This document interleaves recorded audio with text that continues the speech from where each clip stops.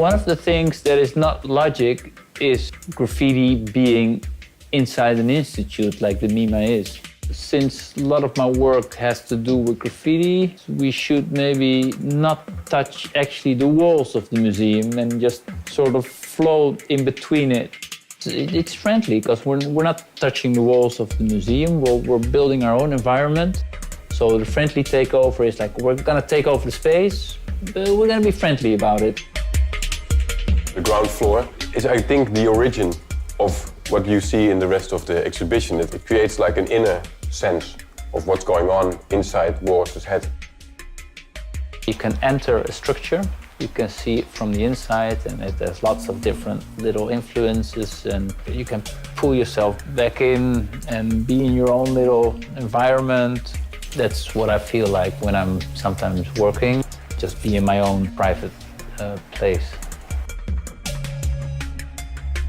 C'est un volume assez imposant dans lequel on rentre, un peu comme on rentre dans son psychisme, dans son cerveau, et à l'intérieur, on a toutes ces références. C'est vraiment le lieu d'inspiration du départ de l'expo.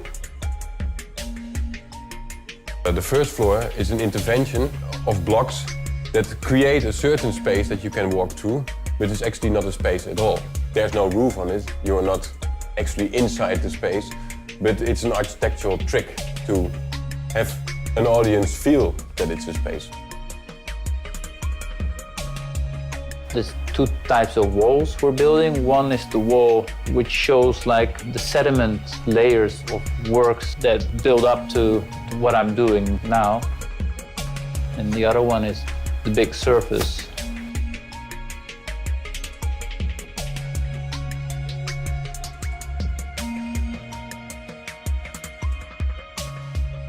But we didn't want to separate everything very strictly, so we tried to make a lot of cross-references between the three floors.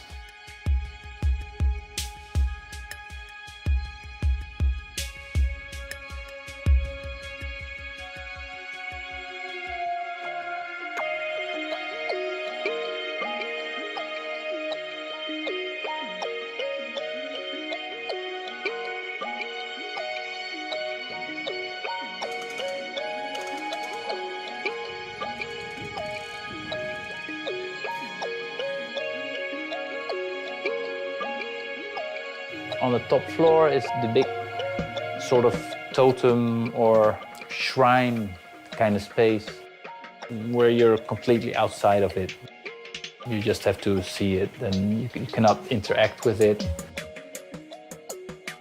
It seems that it's just a mass volume where you cannot do anything with, but also this robot will be presenting other pieces of Boris, but then just a little bit hidden.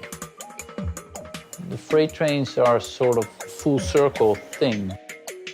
I started my career as being a graffiti artist or writing, and I became an artist, I realized at one point. And now I'm sort of doing the opposite. As an artist, I'm doing graffiti on those freight trains.